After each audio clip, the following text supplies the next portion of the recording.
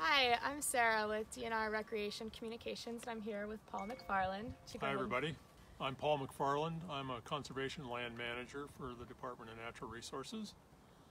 I work here in our DNR's Northwest region. So we're here today to talk about the Morningstar Natural Conservation Area. Can you tell us a little bit about Morningstar? Yeah, so Morningstar is the largest conservation area that DNR manages in Washington. It's almost 38,000 acres, located in Snohomish County. It includes a lot of the NRCA includes the Spada Lake watershed, which is a drinking water source for the city of Everett.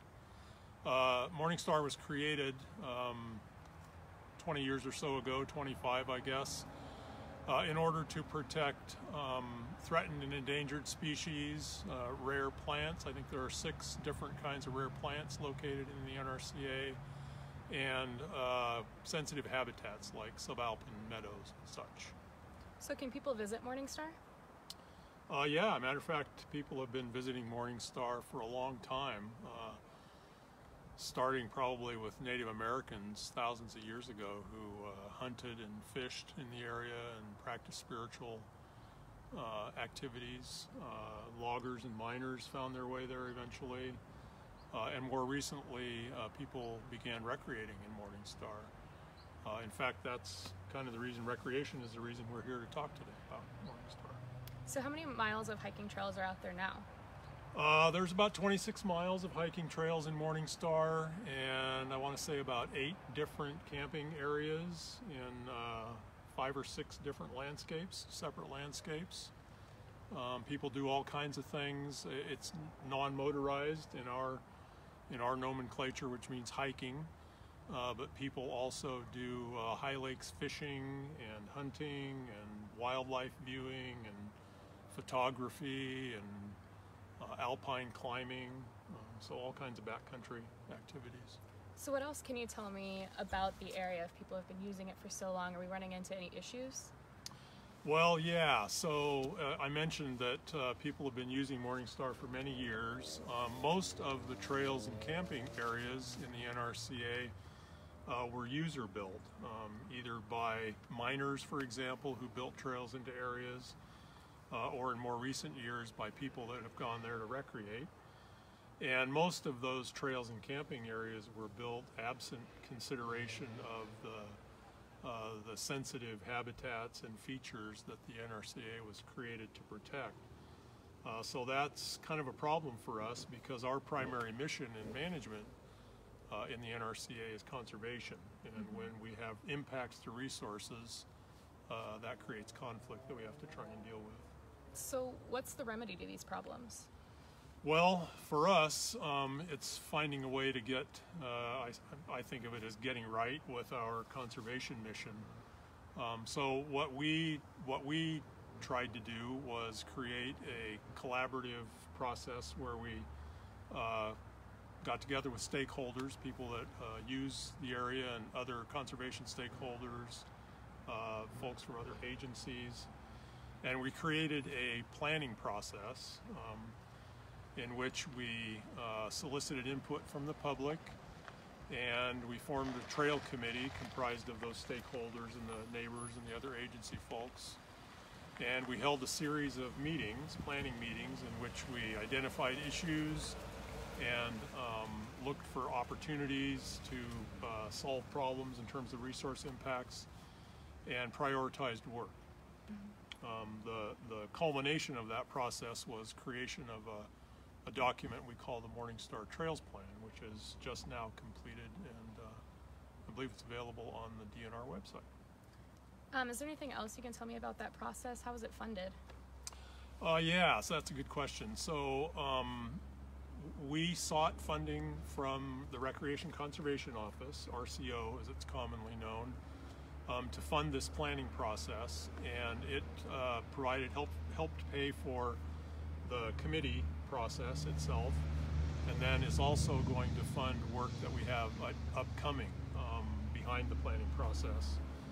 Now that the plan is final and ready for implementation, So we have about 10 years worth of work lined up that we identified in the plan.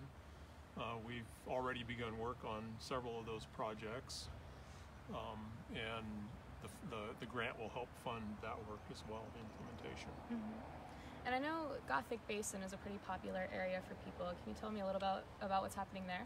It is. Gothic Basin is, one thing I didn't mention before is that, over the years, these trails and camping areas that have been developed in Morningstar, DNR's adopted most of them and conducts management, is present in a management sense. But Gothic Basin is one of a few landscapes in Morningstar where we've never had a management presence before.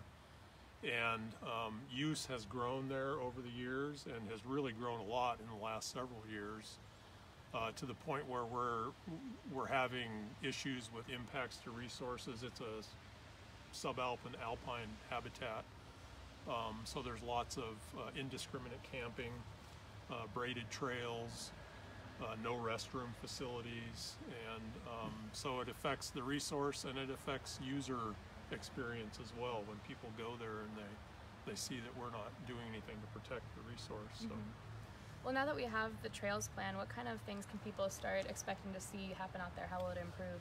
Yeah, so we have work planned for this next summer.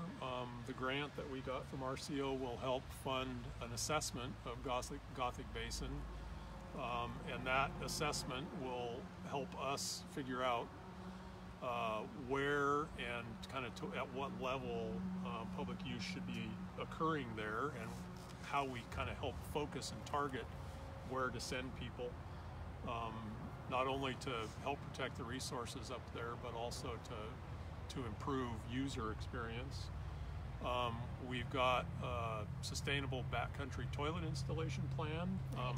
We'd actually hoped to get that done this last summer, but it was a busy fire year, and that in conjunction with fall weather kind of interrupted that plan. So we're planning now to get that done early next summer. So really, if we're going to sum up the trails plan, it sounds like it's all about sustainable recreation. It is. It's our vision for the plan was to, as I said, get right with our conservation mission in Morningstar, but also to create a collaborative process to help direct our recreation management activities in the NRCA. Mm-hmm. And we're hopeful that that dialogue will help target our work in areas where people see need, where we know there's need, but where people see a need from the user's perspective in terms of where we ought to focus our efforts, and find the balance between the conservation mission that we're committed to and for facilitating safe, sustainable recreation opportunities so people have a chance to enjoy a really beautiful part of Western Washington. Is there anyone in particular you'd want to thank for this throughout this process? There is. This is a process that wouldn't have been possible without many hours of dedication from the people that participated on the Trails Planning Committee. We had, as I said, a series of meetings over the course of about over a year. People contributed many hours of their time in those meetings, field trips out to visit sites, and so I especially want to thank those people that were on the committee. And if people want to learn more about Morningstar and the trail guide, what should they do? Yeah, so if you visit our DNR website and you follow the link to conservation, you can learn more about our natural areas program in general and all the various conservation areas that DNR manages.